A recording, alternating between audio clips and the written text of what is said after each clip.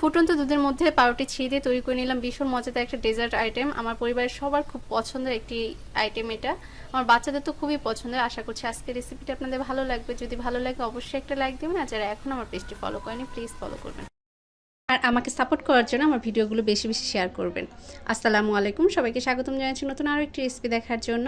রেসিপিটি শুরু করে নেওয়ার জন্য প্রথমে চুলায় একটি প্যান বসিয়ে নিয়েছি। এরপর মাঝে দিচ্ছি 1.5 কাপ পরিমাণ লিকুইড মিল্ক। আর এই লিকুইড মিল্কটা আমি পাউডার মিল্ক দিয়ে তৈরি করে নিয়েছি।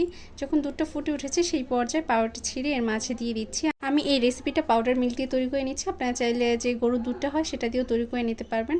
আর এখানে 3 পিস পাউরুটি ছিঁড়ে দিয়েছি। দুধের পরিমাপ অনুযায়ী রুটির পরিমাণটাও বাড়িয়ে কমিয়ে দিতে পারবেন। এবার একটা হাতলের সাহায্যে সমস্ত রুটিগুলো দুধের সাথে মিশিয়ে নিচ্ছি। যখন দুধটা শুকিয়ে এরকম হয়ে আসবে সেই পর্যায়ে চুলা আঁচটা বন্ধ করে দিচ্ছি। এবার এই পাউরুটিগুলোকে একটা সাইডে রেখে আমি চুলায় অন্য একটি প্যান বসিয়ে নিয়েছি। তাতে দিয়েছি 1/4 কাপ পরিমাণ চিনি, আর দিয়ে দিচ্ছি সামান্য পরিমাণ পানি। চিনির সাথে সামান্য পরিমাণ পানি দিয়ে পুডিংটা তৈরি করে নিলে পারফেক্ট একটা পুডিং তৈরি করে নেওয়া যায়। চুলা আঁচটা হাইতে দিয়ে পুডিংটা তৈরি করে নিচ্ছি। এই পর্যায়ে কোনো রকম নাড়াচাড়া করবো না। যখন এরকম একটা হালকা কালার চলে আসবে সেই পর্যায়ে নেড়ে চেড়ে চুলা আঁচটা বন্ধ করে দিব। তা না হলে পুডিংটা পুড়ে আবার তিতা হয়ে যাবে, দেখতে এবং খেতে কোনোটাই ভালো লাগবে না। এই পর্যায়ে চুলা আঁচটা বন্ধ করে দিয়ে আমি যেই পাত্রে পুডিংটা সেট করে নিব সেই মোল্ডের মাঝে এই ক্যারামেলটা ঢেলে নেব। চেষ্টা করুন গরম থাকা অবস্থায় ঢেলে নিতে, তা না হলে আবার এই ক্যারামেলটা খুব তাড়াতাড়ি জমাট বেঁধে যাবে, তখন পারফেক্টভাবে ছড়িয়ে নিতে পারবেন না। যে পাত্রে পুডিংটা সেট করব সেই পাত্রে ঢেলে নিয়েছি। এবার হাতের সাহায্যে ছড়িয়ে নেব।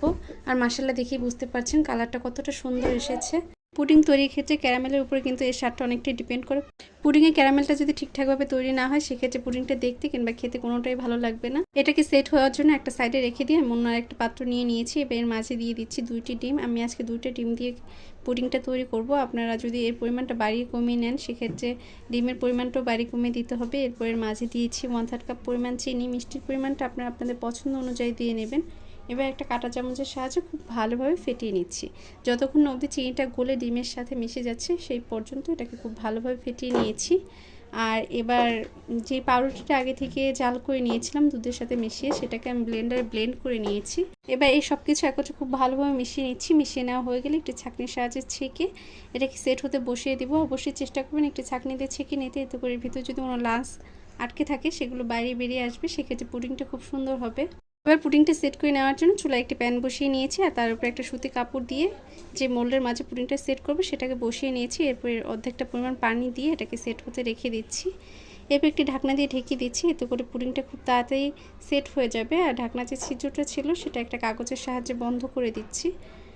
20 থেকে 25 মিনিট পর পুডিংটা ঠিকঠাকভাবে সেট হয়ে গেছে। এবার এটাকে মোল্ড আউট করে নিচ্ছি। আর এই পুডিংটাকে আমি 2 থেকে 3 ঘন্টার মতো ফ্রিজে রেখে দিয়েছিলাম, নর্মাল ফ্রিজে। এতে করে পুডিংটা খেতে অনেক বেশি ভালো লাগে। এবার একটি ছুরির সাহায্যে 4-5টা কেটে এটাকে মোল্ড আউট করে নিচ্ছি। মাশাআল্লাহ দেখেই বুঝতে পারছেন কালারটা কতটা সুন্দর এসেছে এবং কতটা পারফেক্ট সেট হয়েছে। আশা করছি আজকের রেসিপিটা আপনাদের ভালো লেগেছে।